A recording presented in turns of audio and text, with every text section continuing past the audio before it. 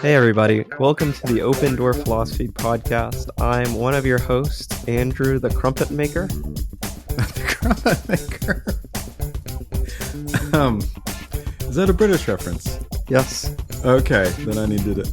And I am Derek Parsons, the meat pie guy. Okay, that's unique. That's I should have gone with tea. Anyway, go ahead. And welcome to episode 86, where we begin the first episode of a 5-part series on the Oxford Four, starting with the great literary and philosophical English writer, Iris Murdoch. But before we get into that, Mr. Parsons, what's up? What is up indeed? I will tell you what is up. It is summertime, and I am enjoying doing nothing. In Nice. fact, I really am good at doing nothing. I feel like I should get paid for it, but nonetheless, no, it's been wonderful. It's a typical Houston summer, so the advice is to quarantine until October and don't leave your house. Right. But other than that, it's the summer of soccer, which is really football. But anyway, it has nice alliteration. It's the summer of soccer, and there's 2 major international tournaments going on. So like the best players in the world are like in action on a daily basis. And I'm just drowning in it. It's wonderful. It's wonderful. So anyway, that's kind of what's up with me. What's up with you? That's about the same with me. I forget the word.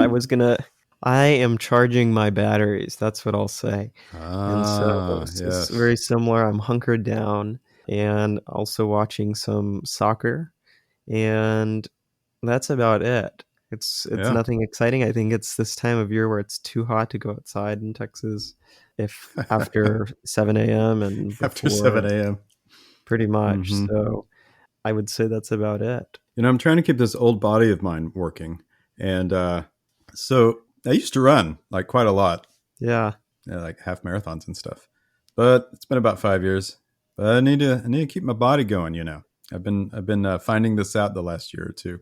Got to do something, and so I'm hitting the streets again. And it's been going fine. But let me tell you, even starting at 6:30 in the morning, when I am done, I'm drenched, completely drenched, and it's miserable. I can't do anything outside. Mow the lawn, trim bushes, whatever. There is no time of day that it is a good time to do any of that. Even at like 2 in the morning, it's like 80 degrees and the dew point is 78 or something ridiculous. So anyway, I'm just whining. But man, Houston, it's the real deal.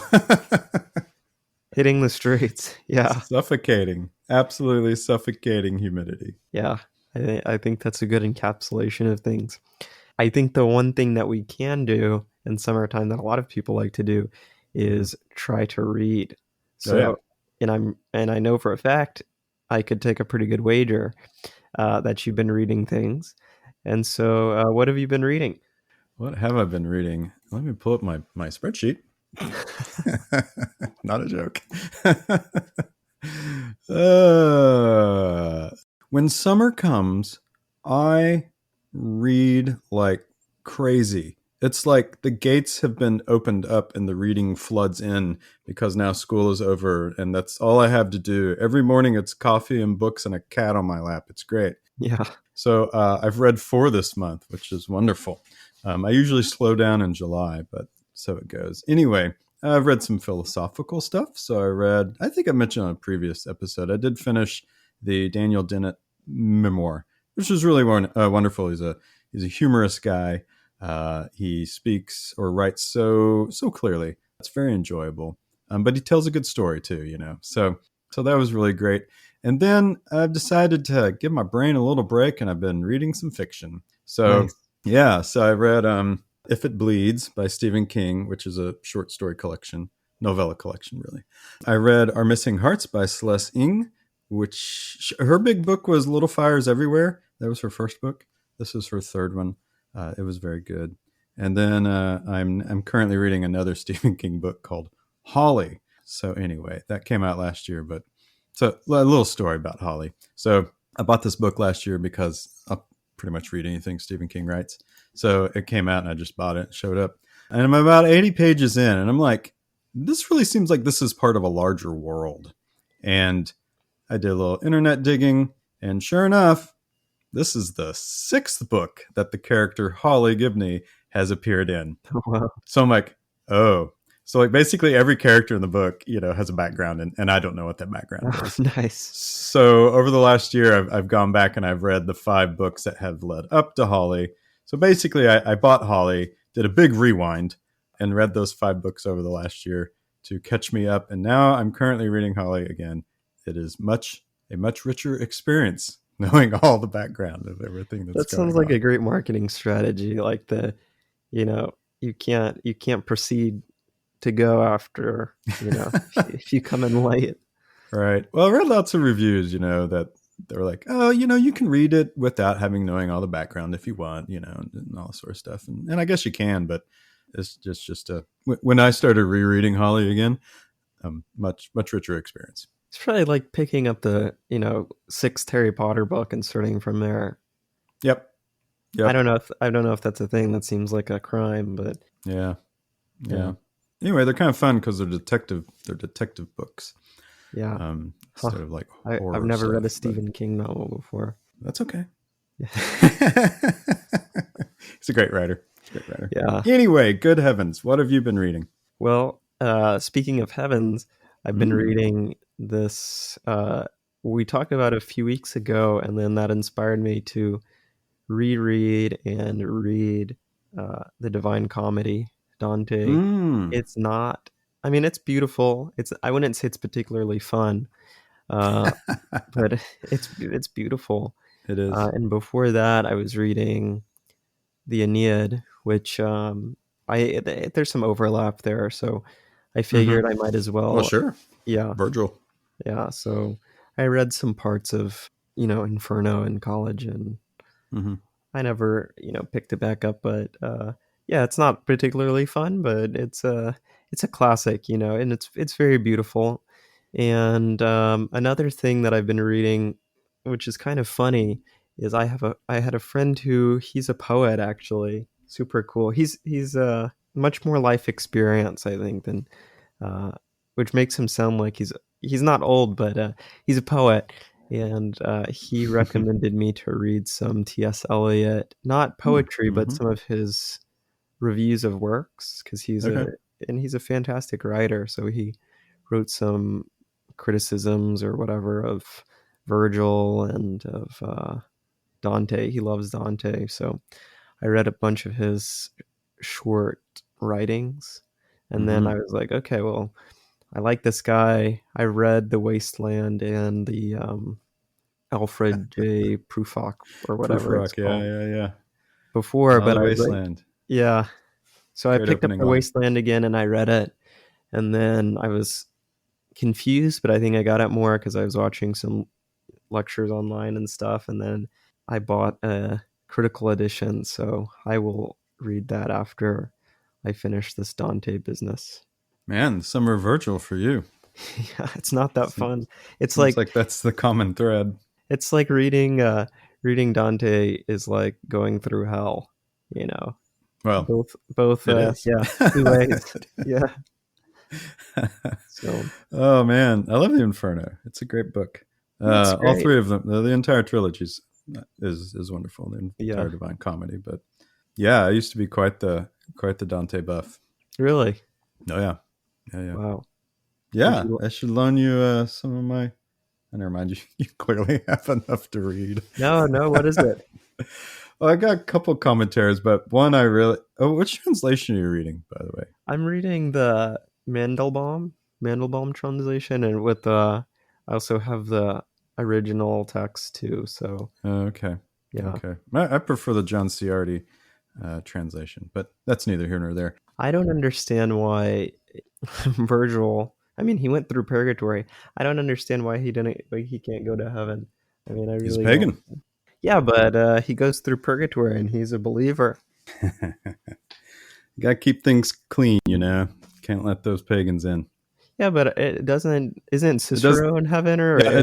No, it Aristotle's in does. It heaven? does make an exception. I think it's maybe in In the first circle. Trajan goes to heaven. No, but he does. I mean, I could be wrong. I just remember that he gives a pass to basically all the Old Testament greats like Noah and Moses and stuff because Christ didn't exist yet at that point, so they couldn't have salvation. But Well, they would be rescued when so Christ they get goes the back pass. to, yeah, when Well, I know, but I love the first circle, the virtuous pagans. It's such a so many famous people, so many names. I think Genghis Khan's in there. Julius yeah, he Caesar. Oh, is. maybe not Julius Caesar. Caesar is, he is somewhere. Yeah, yeah. Where is he? Caesar's in. Where is Caesar? I know he's there. Don't know. Oh, is he in hell? That's Oh, I'm rough. sure. I'm sure he's in hell. He's a naughty boy. Yeah, I think he's in the sowers of discord. That's not. No, no, no. That's not Uh, right. That's not him. Oh, he's in limbo too. The virtuous pagan. is he? Oh, good for him. I I mean, if you don't think know. about Renaissance, people, Alexander the Great, Julius Caesar, those were great heroes to them. Yeah. Yes. They were something. Okay, my gosh, we got to move on. Okay, Yeah. That's enough about books. it's enough But about speaking of books. writers, let's talk about our first. That's a bad one. That was a Speaking good of transition. Let's keep it. speak, Let's keep it. Speaking of speaking of writers, books you've recommended though, because you have recommended both of these books a few times. okay, that's right. That's right. Yeah, today we're talking about Iris Murdoch. She is one of the philosophers who I refer to as, anyways, the Oxford Four. I've heard them called the Oxford Quartet as well. The problem with never having created an official group that you name, like the Vienna Circle or the Inklings or something like that, is no one knows what to call you. So the general public, eventually settles on a title, and I think right now it's kind of up in the air between the Oxford Four and the Oxford Quartet. But anyway, there are there are four of them. We've talked about them many times on the show, so now we're going to focus on them. So this is Iris Murdoch, Philippa Foot, Elizabeth Anscombe, and Mary Midgley, who all came came to prominence during and after World War II. So yeah, I'm excited to talk about them. We've definitely talked about them a lot, and I think that each deserves their own episode. And so we will be going over each of them in their own episodes, focusing, of course, on their philosophy, but many of them do other things too, incorporating philosophy into other mediums, I guess. So Yeah, today's a great example of that with Iris Murdoch, who I think she's probably the most famous of all four as a literary author. she I mean, probably is. Yeah, because of her because of her literary writing. accomplishments. Yeah, I don't think she's I would say she's, I mean, each of them contribute to philosophy in their own way, but I do think Anscombe takes the cake for being and that's not biased by me. I think people would agree with this, that Anscombe takes the cake for the greatest contributions to philosophy with consequentialism, but Murdoch has certainly influenced a lot of writers now, a lot of very prominent philosophical writers now, which we can talk about later. yeah, absolutely. Another thing to mention about them is, for whatever reason, the publishing world is interested in them. And recently, in the last 3 years, there have been two books out about this group of women. One is Metaphysical Animals by Claire McCumhell and Rachel Wiseman. And then the other one is The Women Are Up to Something by Benjamin Lipscomb. And I think what makes it good for publishing, what makes them good for publishing, is not only their philosophical contributions, but there's a good story there too, right? That they came to prominence during World War II, which is a time period that always creates interesting stories. And the other thing is that they were friends. These aren't just four loosely connected women who went to Oxford at the same time.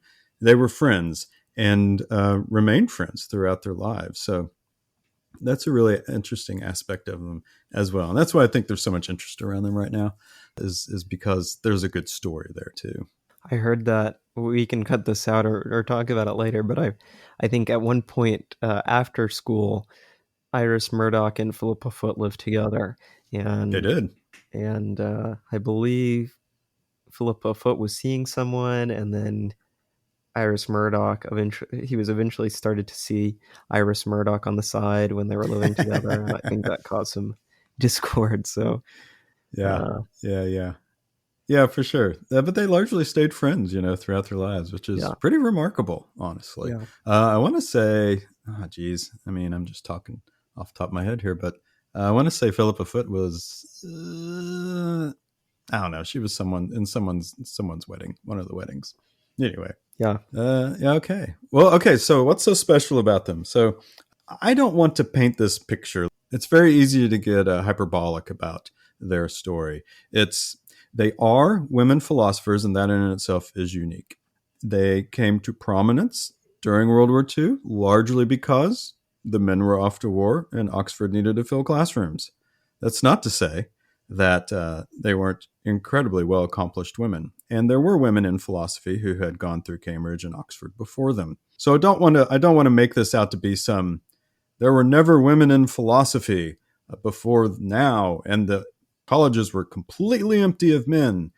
And so this is how they came about, as philosophers. That's not quite an accurate representation. There were fewer men, that's for sure, but still, a number of prominent philosophers were still working at the universities during World War II. But it is unique in that at this time, the field of philosophy did have an influx of women. And so these four emerged largely due to that. Well, no, I don't want to say largely due to that. They're very accomplished. Anyway, it's complicated. How about that? But they came to philosophy during between the wars and World War One. In fact, Mary Midgley was in Austria visiting as a student over there in Austria when the Nazis came in, and Austria basically ceded to them their power, and Midgley's parents got her the heck out of there. Anyway, that's how they came to be, was during this time of World War II and then afterwards. And I think something too to add on to their formative experience, Mm-hmm. and I'll contrast this later when we talk about the time period itself. Is I think that each of these women, I know for sure with Anscombe and Murdoch, but I could be wrong about the other two, were established as classicists before or during their study of philosophy. And I think Mm-hmm. this was not uncommon for in British intellectuals of this time, with a very rich formative study of the classics of Plato and Aristotle and the Greek tragedies and all of these things. Why is this important? Well, let's just talk about it now. Because during World War II, this time period before then, the big philosophical circle, not in England of this time period, was in Vienna. These people had more scientific, mathematical training, which underlied their philosophy more than the classical sense of things. And so there's a big contrast coming here. A train is about to, two trains are about to hit between, in the analytical tradition, between these very kind of scientific and logical viewpoints approach to philosophy and this very classical psychological approach to philosophy. And after the war, especially when we get a third approaching train of phenomenology, existentialism, they're all barreling together, and they will all hit each other, and we'll see a kind of explosion. And another point about the time period too, just in philosophy, is that these logical positivists, which we can talk about in a second, since they were so popular in academic philosophy of this time period, they had largely discarded a study of metaphysics, at least for the time period.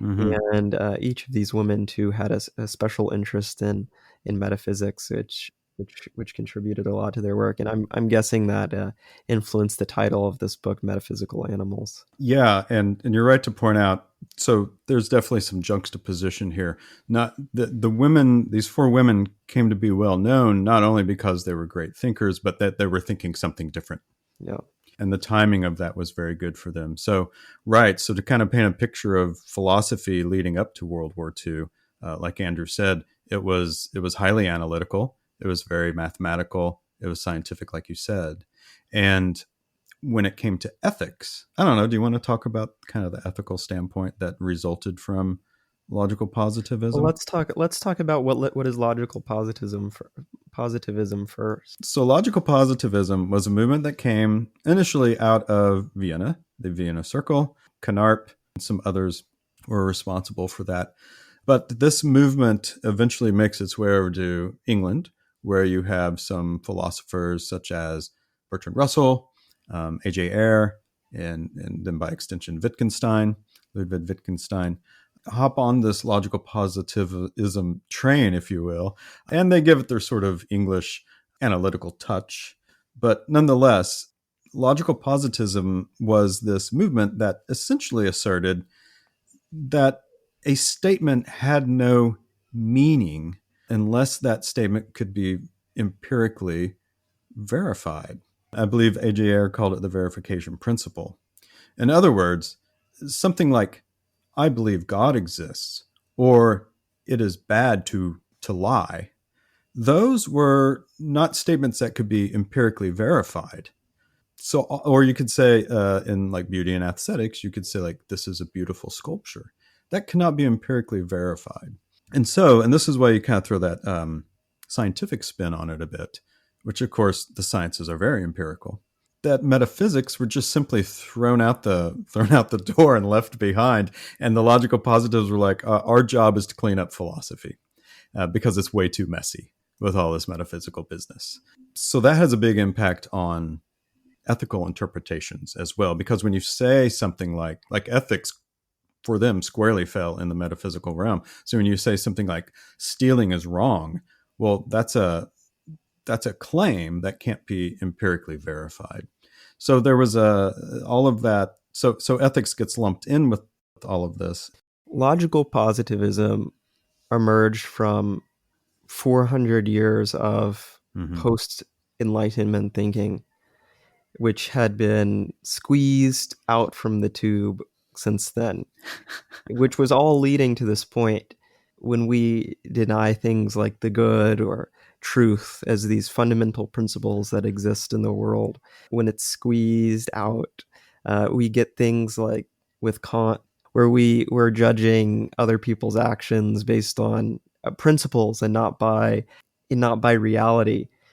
We can talk about what that might mean in a second, and then that will get pushed all the way out to a final logical positivist viewpoint where is stealing wrong? This was your example. Okay, well, the logical positivist would say if we are evaluating this in a philosophical way where our goal is to find the truth, saying that stealing is wrong is basically the equivalent of saying there's a what's the example of this? I forget the exact semantics of it, but I think it's the equivalent of saying is a period or an exclamation mark true.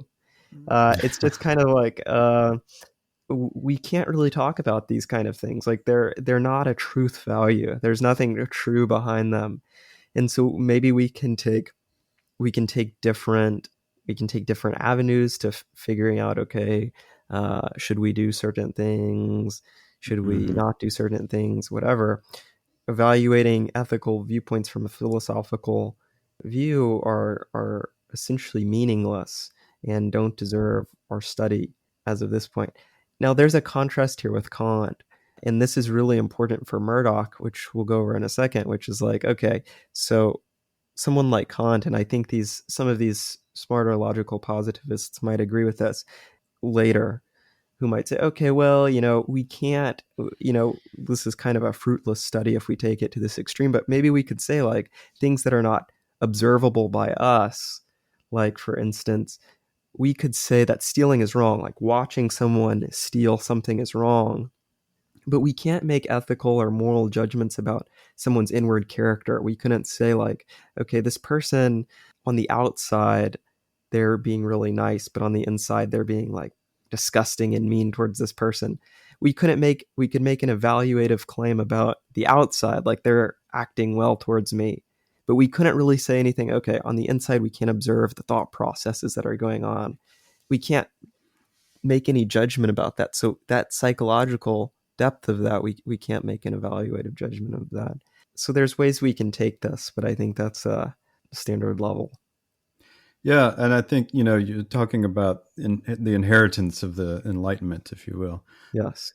Virtue ethics had largely dominated ethics for through the ancient and medieval period, and then the Enlightenment comes along. Included with that is the scientific revolution, and everything just becomes very calculating, which is when we do end up with Kant's deontology, and then further on Bentham and Mill's utilitarianism, which is highly calculating. And so, yeah, when we end up with the logical positivists, these two virtue ethics had just been left behind, and the two prevailing ethical theories were utilitarianism and deontology, which probably fit best anyway with logical positivism. But even they weren't satisfied with those, even though utilitarianism even attempted to include a type of calculus to make decisions. Even Absolutely. that wasn't enough, and so we just end up with, like you said, yeah, any ethical claims, any moral claims are just simply meaningless. We can't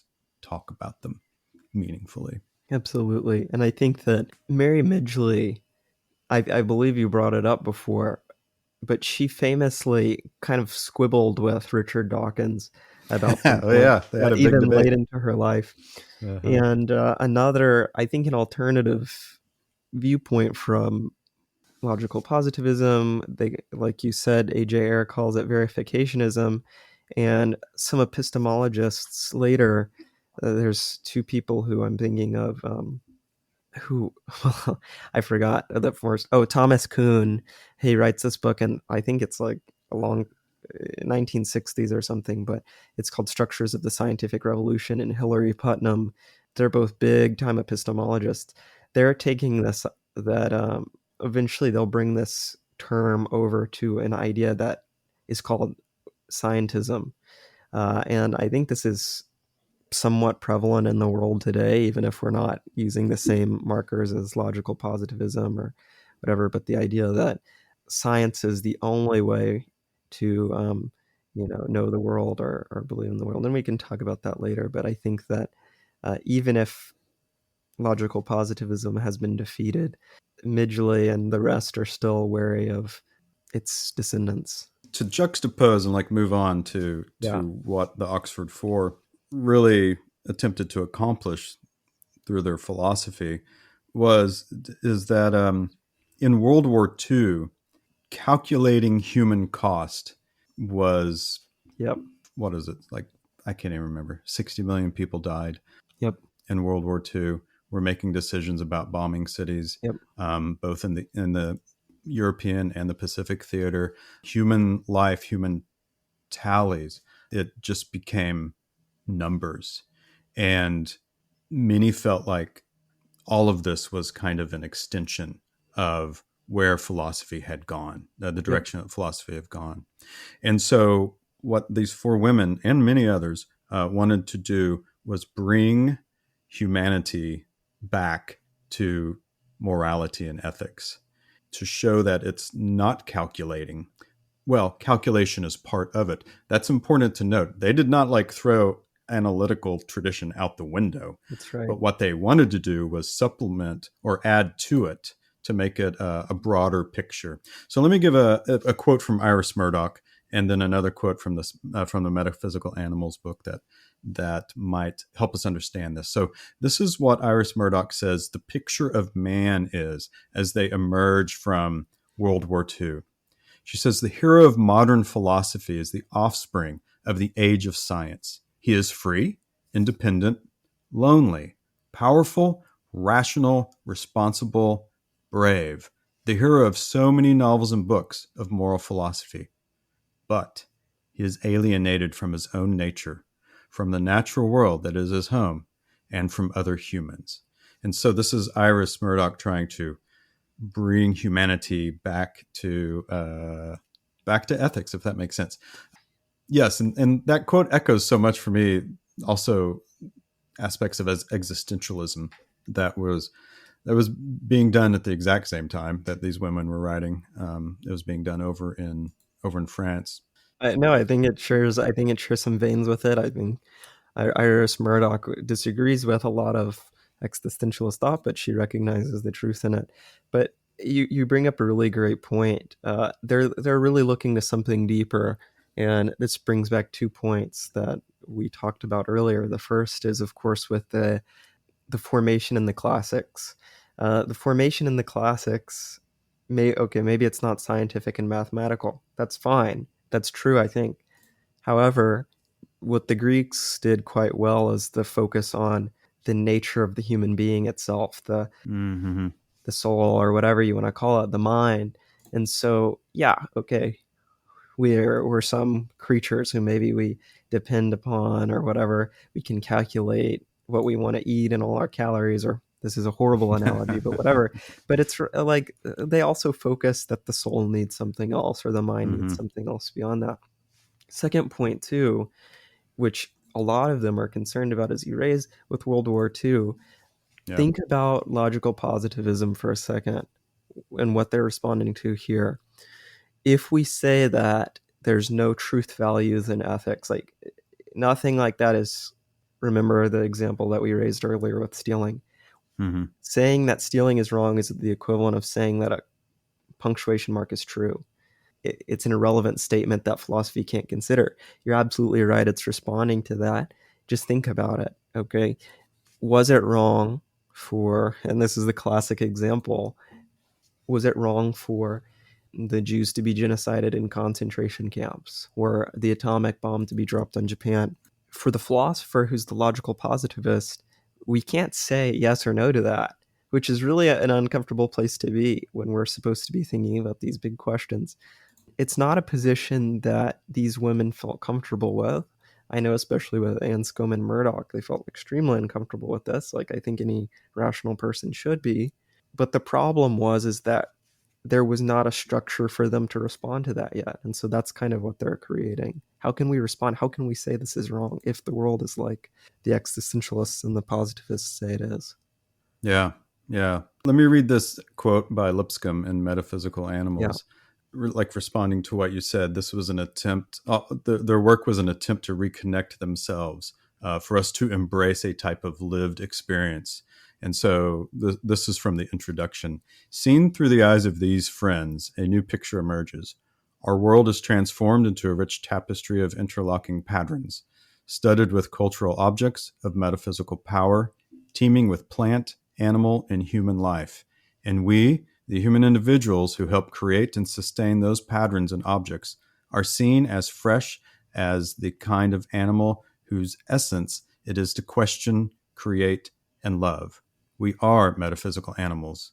We make and share peak stories, theories, words, signs, and artworks that help us navigate our lives together, which is a wildly different view than any sort of logical positivism. absolutely. And that quote is the perfect transition to Murdoch and in her approach to philosophy because of the rich literary tradition that she is a part of. She, well, let's just get into it. Yeah, let's get One into of it. her great influences is Plato, not only on her philosophical thinking, but in just the literary style itself. We can communicate truths through literature that we might not be able to communicate just through a standard philosophy article. And I think that's just obviously true. So Plato, as we'll see echo with her work, and I'm not going to focus as much on the literary here. I'll let you cover that because I know you're more into that. But she does spend a bit of time with Plato. She likes Plato. I think a lot of her foundation is on Plato. She disagrees with him, of course, but two things that she takes from Plato philosophically are her intense devotion to an idea and the importance of meaning and the use of metaphor to explain the human condition and experience to us. Okay, what was the shoot? I forgot the big example that she raises, but I'll raise an example of my own. Imagine I say the phrase, "An idea is pestering me like sand in my shoes." Mm-hmm. Or in my shirt or something, or a rock in my shoe. That's communicating a very advanced idea that's very, I think, quite clear. It's communicating an experience to us that would be very difficult for me to explain through symbols or, through a statement. I mean, it's almost impossible. So her recognition of that in taking that to her advantage is something she takes from Plato. She writes a very obscure book called The Fire and the Sun: Why Plato Banished the Artist in 1977. And this is a quote from one of the reviewers in it. This reviewer says, "She sees the purpose of thought and of philosophy as a movement beyond egoism and selfishness," which was the previous philosophical tradition, in grasping towards reality itself. And she shares in broad outline Plato's vague portrayal of a transcendent good to be contemplated and brought to bear in human life. So I think that's just a quick unpacking of her philosophical inspiration from Plato. One, the literary, focusing on metaphor. Okay, what can language bring about in our minds to unpack an idea? And secondly, focusing on these big metaphysical concepts: truth, beauty, goodness, essential to human life. Yeah, that's a great explanation of her project. And language being so important to her, not only was she a great philosopher and wrote many philosophical works, we'll talk about a few more here in a bit, but she was also, of the four, the only one that was a novelist. And she was quite prolific, honestly. She lived till she was born in 1919 and died in 1999. So she lived a good long life. During that time, she wrote, aside from her philosophy, 26 novels, Wow. and all of them are philosophical esque. Like, so there's always themes such as like morality, will, human relationships, and the nature of good and evil. She was very well respected in literary circles. Her novel that came out in 1977, which is the same year as as what Andrew just mentioned with Fire and the Sun. It was called The Sea, and it won the Booker Prize in 1977. But her first novel was Under the Net, which came out in 1954, which would be 9 years after the end of World War II, if you're counting. This was really excitedly received. It established her as an important voice in literature, and in a way was a doorway for those who were not necessarily in philosophy to begin to grasp what her project was through this literary endeavor. And just for funsies, this is of the many Iris Murdoch books, this is the only one I've ever read. I read it last summer, and it's funny. Like, it's a comedy. It's an absurdist comedy. This Mm. character goes through all these just ridiculous scenarios throughout the book. So, it's not heavy handed philosophy. It's an entertaining comedy, absurdist comedy. And there's some philosophy in there. I mean, don't get me wrong. Like, there's a portion or two where, like, she's just kind of writing philosophy through the character. But anyway, it's all set in this really bizarre, hilarious world that this poor guy is trying to navigate in England. Goodness. It's a lot of fun. It's kind of short. I think it was maybe 250 pages. It was a Huh. good read. It's a good read. Anyway, yeah. So that's her literary contribution outside of her philosophy. I've not read any of her literary works, but she's on my list. Should I see which one's on my list? Let me see if the one on my list by her is The Black Prince. Oh, okay, I recognize the title. I know nothing about it. I think I was in a Half Price Books and I saw her and I was like, well, I don't need to buy another book, so yeah. But the big philosophical essay, let me say something before this. She Mm-hmm. was, from her own writing and admission, she was self-conscious about her ability as a philosopher, Mm-hmm. which I don't think is necessarily warranted, but you know, not an uncommon feeling from great philosophers, I think. Mm-hmm. And the cool thing about Murdoch is, since she lived so long, there's a lot of interviews on the BBC that are done with her talking about her literature and her philosophy. So if you're interested, I think that's a really cool thing that, as we've been talking about more modern philosophers lately, that's a really cool advantage for us to have. So if you're interested, you should check those out on the BBC. They're free, of course. Yeah, I'll just chime in on that real quick too. All four of these women lived very long. Midgley was the longest. She lived to 99 years old. I think it was 1918. I mean, sorry, to 2018 when she passed away. So that is something nice of the contemporary era, right? Like we do have all these interviews from them. We're not just stuck with papers that they wrote. Yeah. Papers are wonderful, of course, but I mean, YouTube is just flooded with interviews with all four of these women. So as we go through this the next couple of weeks, keep that in mind. It's a great source, and it's kind of cool to see them talking.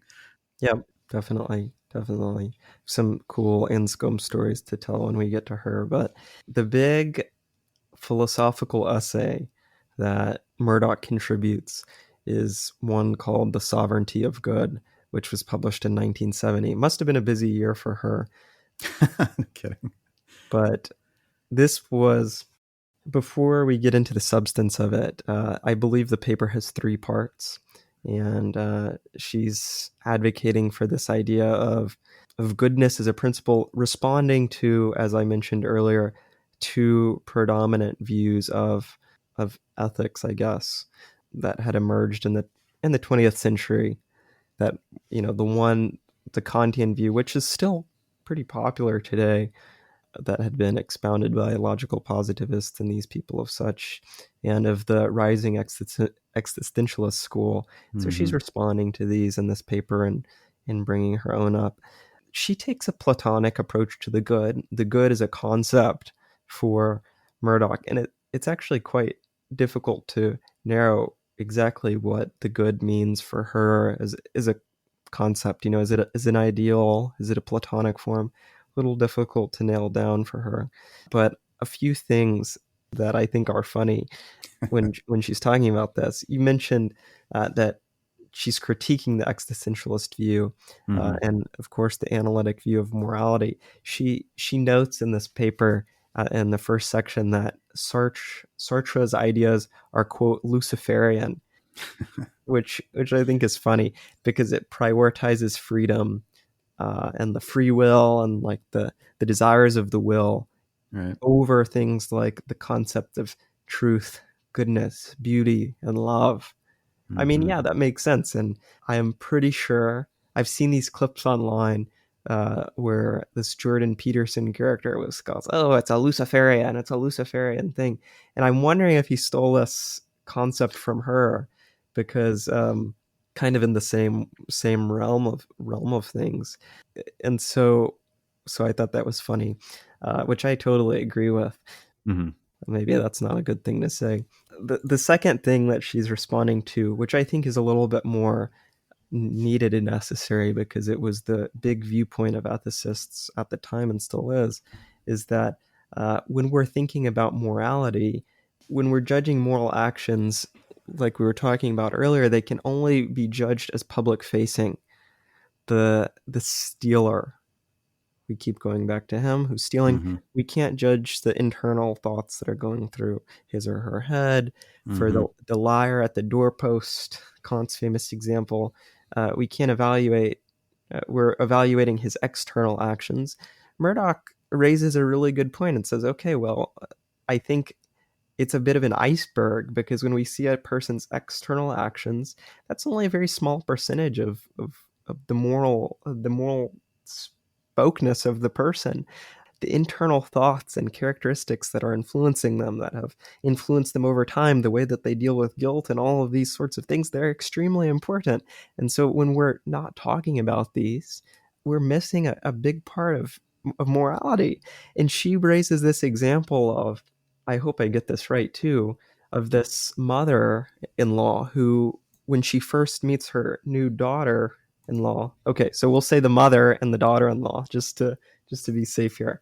Okay, so the mother, when meeting the daughter-in-law for the first time, she thinks, okay, well, she's very simple and she's not good enough for my son and she's crabby, but on the outward appearance of it, she's being very nice and sweet and, getting the glass of sweet tea or whatever.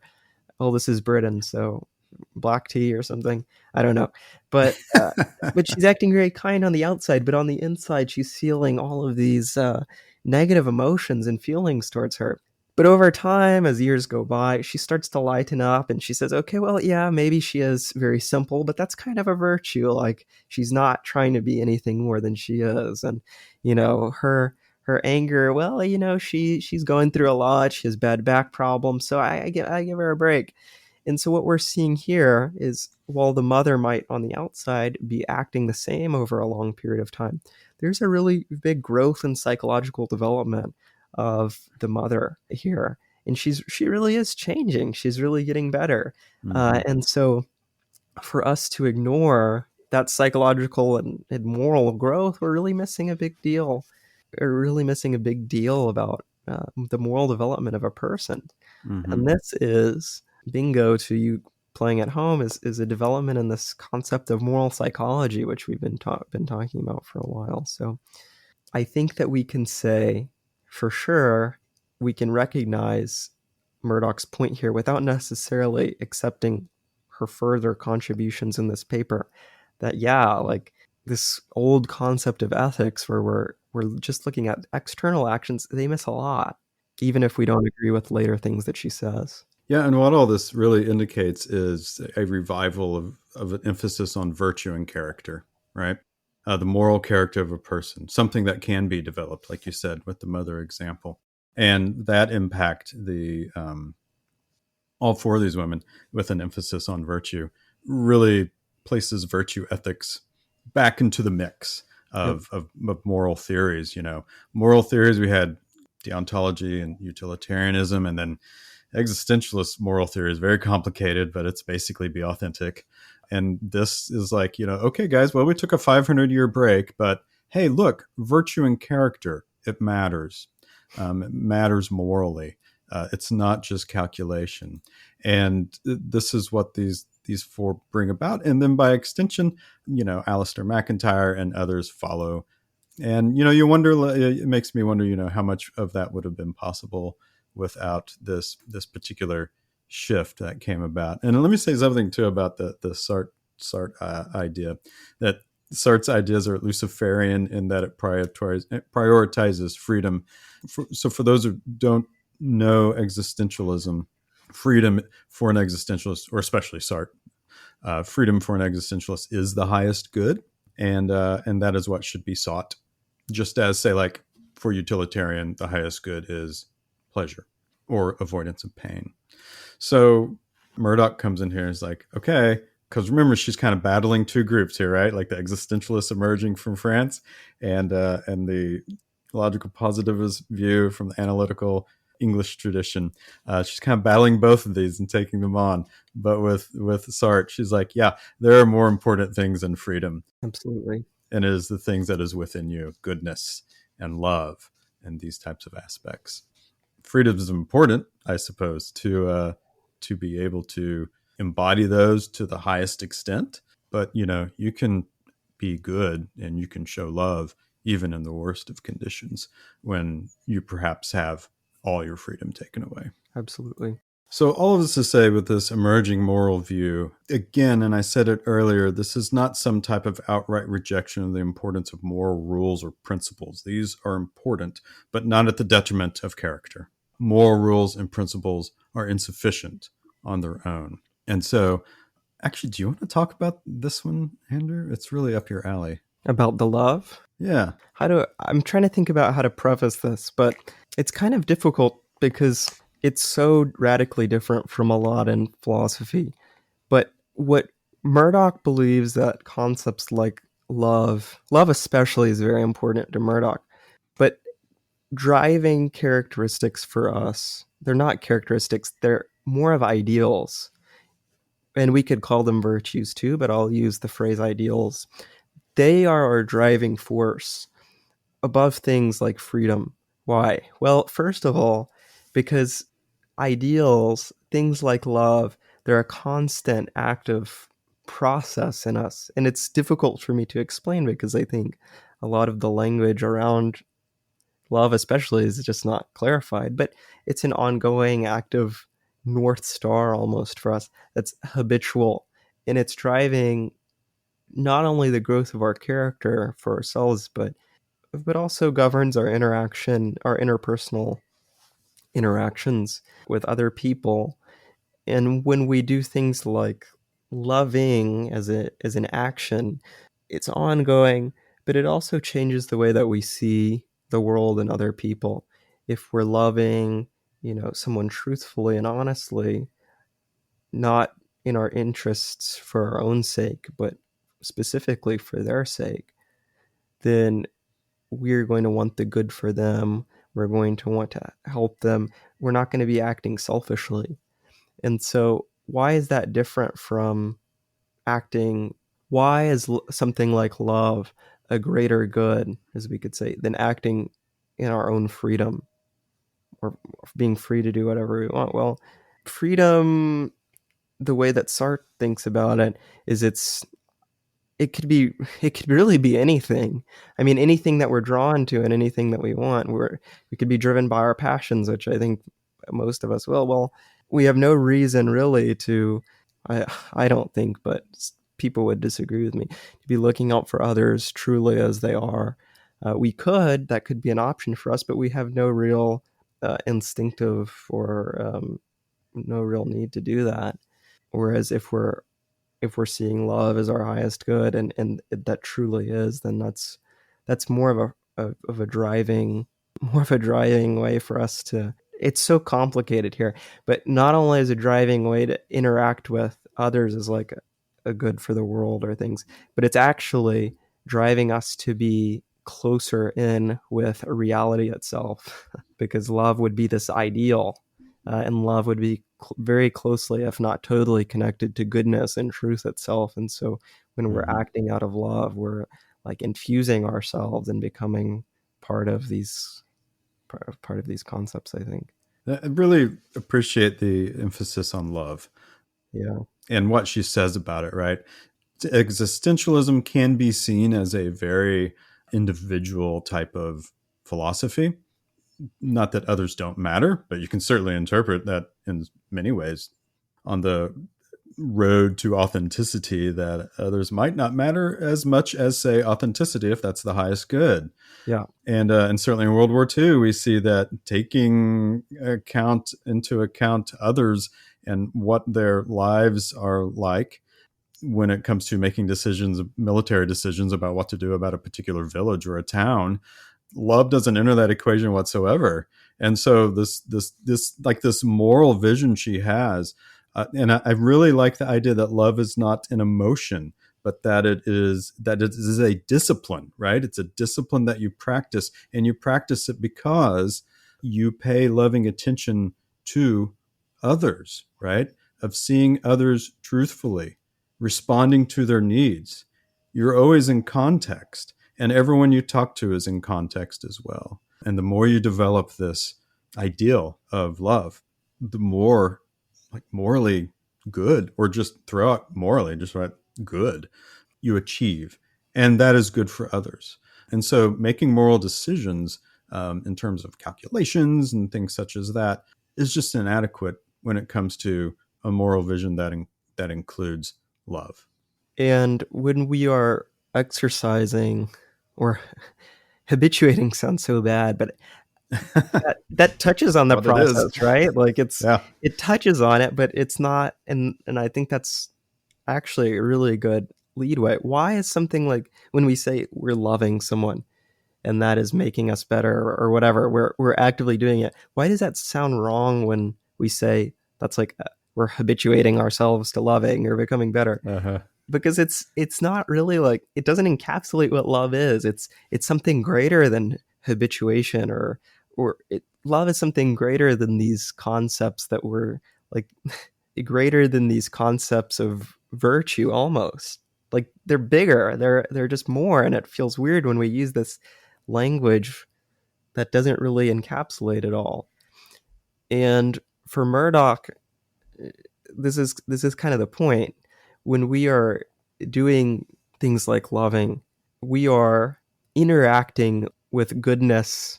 Where it's one way for us to interact with goodness, I think. Mm-hmm. And so when we're loving and we're feeling that and we're recognizing it and doing it well, that's an example of what she calls moral knowledge, which is, it's so platonic, but we don't have time to go into that here, really.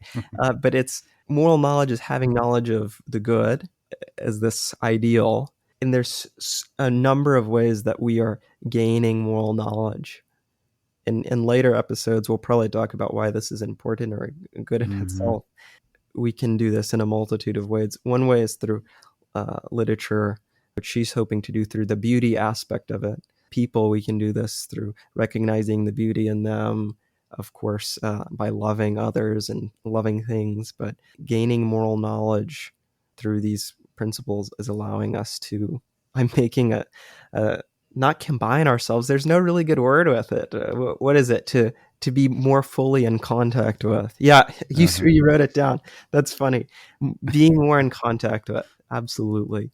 The good. Yeah. So this moral knowledge comes about by being in contact with the good in the world. And I want to focus on that, the good in the world. So that's everything. That's people, that's art, Absolutely. that's happiness, that's sadness, that's birth, that's death.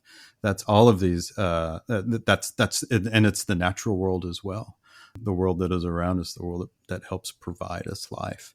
And so I go back to this quote from earlier from Murdoch when she was talking about the picture of man. It ends with, she says, but he is alienated from his own nature, from the natural world that is his home, and from other humans.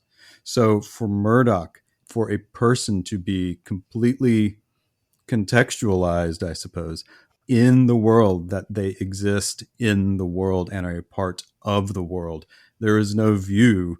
There's no third person view here. There's no view from nowhere. There's no scientific sterile view. You are in the world and you are part of the world. And that's something that absolutely must be considered when you're talking about a moral viewpoint, or in her case, moral knowledge. That's absolutely right. And this might sound very philosophical. I mean, of course it is, but this is you're on the right podcast. Yeah. But this really is the most practical aspect of many philosophies that we've talked about. I mean, this is a wake up. It's in a sense a wake up call from the world around us. Think about it today. I mean, it's very, very intertwined with today. If we're thinking about, we could be thinking about something like science, where science is almost religious at this point of science is an epistemology now, where it's our way of knowing the world. And it's not necessarily a bad thing, but it's a bad thing if we think that that's all that can be, in my mind. What's an example of this? Okay, well, and now I need to come up with an example. If we are like looking at a plant or a flower, let's take a flower, and we can look up online. Okay, why is this flower red? What is all of the materials in it that make it red? Why does this flower have a certain smell? Why does it smell like the way that it smells? I'm flower. So bad at flowers. Yeah, exactly. How does the flower smell like a flower? Yeah, why does it smell good? And then we could look up online, well, the olfactory senses in us, they mesh well with, okay, well, why is that? Why does it smell good? Well, it releases these things that attract. Okay, why is it? Okay, we could keep going down the loophole, but at the end of the day, is that encapsulating like all this flower is? I don't think so. Like we're missing a big aspect of it. We're missing the beauty. We're missing the beauty of it here, which is what we really care about. And that's what, in a sense, Murdoch is doing, but more with, I think, ethics. But this is definitely one way. And this is a big criticism that all of them are driving at. So it is practical, even if it seems very in the clouds. Yeah. Well, I'm getting ready to launch into a comparison on Midgley, so this is probably a good point to stop. Yeah. Well, okay, everyone. That's it. We did the thing. We talked about Iris Murdoch and the Oxford Four, introduced the Oxford Four to you, and the view, the moral view of Iris Murdoch. So I hope you really enjoyed that. Next episode is going to be Philippa Foot, so get ready for some trolley problems. Yep. That's very, very exciting. Make sure to bring your token to arrive on the trolley. Okay, I'm so bad with these jokes lately. But anyways, you can find these tokens by visiting us on our website, opendoorphilosophy.com, by looking at us on the Instagram, by checking us out on YouTube, or whatever. And you can especially get an extra token maybe for a friend if you click on the 3 dots and share it with somebody else so they can ride along through this series. so good. Oh, and on Instagram. Yeah, Instagram. And if you want to email us, you can email us at contact@opendoorphilosophy.com. Thank you all very much for tuning in. We love that you do. Oh, and thanks to our good buddy Kevin MacLeod for the use of his free music. Dig it. All right. Well, it's usually you these days, Andrew.